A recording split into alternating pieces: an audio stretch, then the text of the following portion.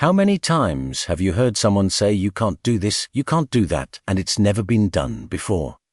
Just imagine if Bill Gates had given up when people told him it couldn't be done.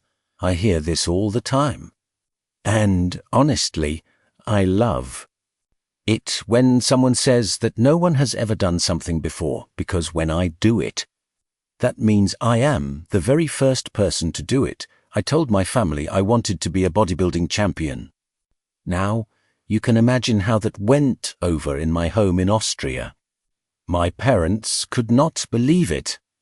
They would have been perfectly happy if I had become a police officer like my father, or married someone like Heidi, had a bunch of kids, and lived like the Von Trapp family in The Sound of Music. That is what my family wanted for me, but something else was burning inside me. Something was burning inside me. I wanted to be different.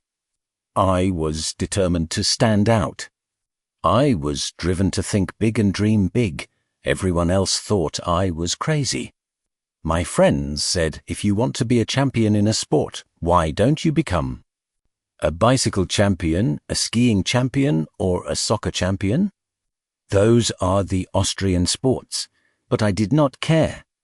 I wanted to be a bodybuilding champion, use that to come to America, get into the movies, and make millions of dollars, so pay no attention to the people who say it can't be done.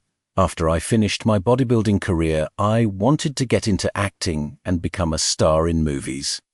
You can imagine what the agents said when I went to meet them. Every single one said the same thing. It can't be done. The rules are different here.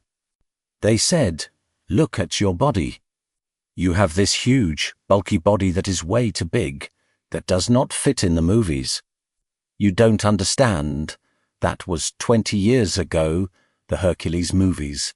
Now this is Smoordeisten, Woody Allen, Jack Nicholson, and the agents also complained about my accent.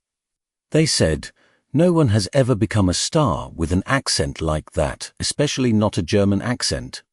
And yes, I can just picture your name, Arnold Schwarzenegger or whatever. It is on a billboard. Yeah, that is really going to sell a lot of tickets. Yeah, right, that was the kind of negative attitude they had. But I did not listen to those rules. Even though they were being polite, they said, look, we can get you work as a bouncer. Maybe. With your German accent, we can get you a role as a Nazi officer in Hogan's Heroes or something like that. But I did not listen to any of that. Those were their rules, not my rules. I was sure I could do it if I worked just as hard as I did in bodybuilding, 5 hours a day, and I got to work. I started taking acting classes. I took English classes, speech classes, and dialogue classes. I even took classes to reduce my accent, and finally I broke through. I started getting my first roles on TV streets of San Francisco. Lucille Ball hired me.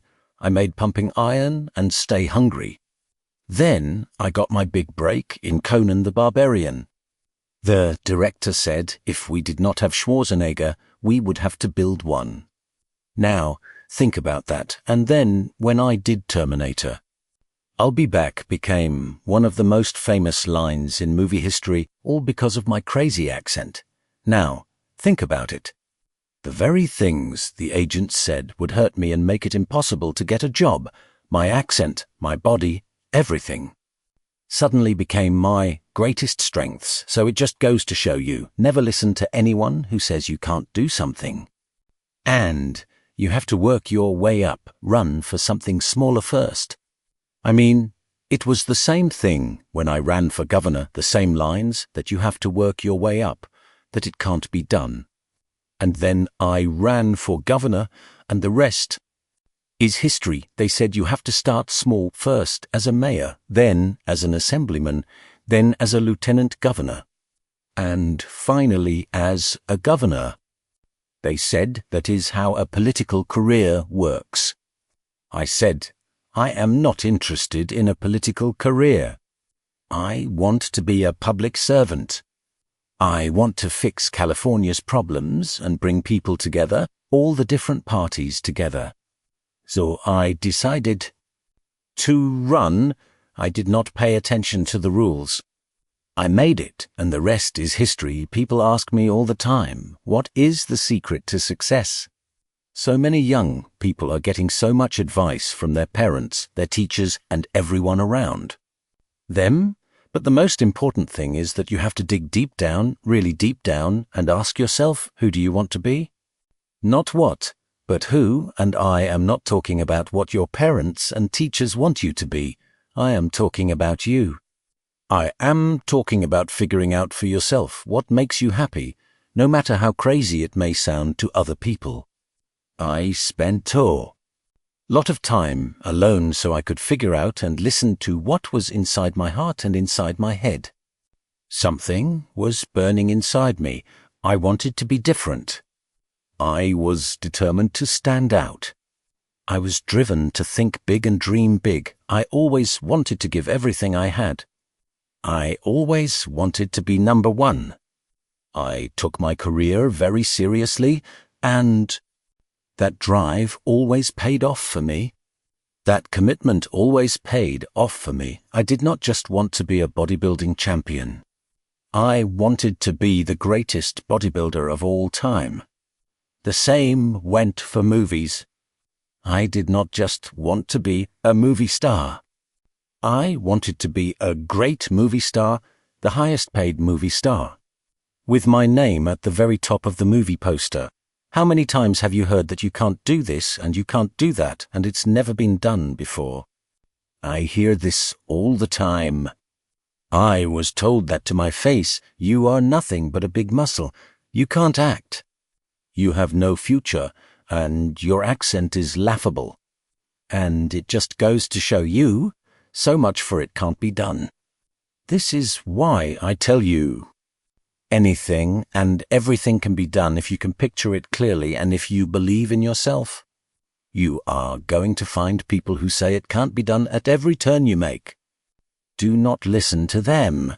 Just picture your goal clearly. Know exactly where you want to go. Trust yourself. So pay no attention to the people who say it can't be done. Trust yourself, no matter what anyone else thinks. What is the point of being on this earth if all you want to do is be liked by everyone and avoid trouble? We have so many rules in life about everything. The only way I ever got anywhere was by breaking some of those rules. It is impossible to be a true original, someone who really stands out, if you are too well behaved and never want to break the rules. You have to think outside the box. Now, of course, this journey is not going to be without setbacks, failures, or disappointments. That is just the way life is. Do not be afraid to fail. You cannot always win, but do not be afraid of making decisions. You cannot let the fear of failing stop you, or you will never push yourself.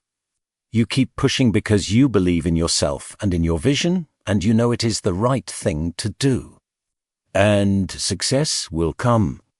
So do not be afraid to fail.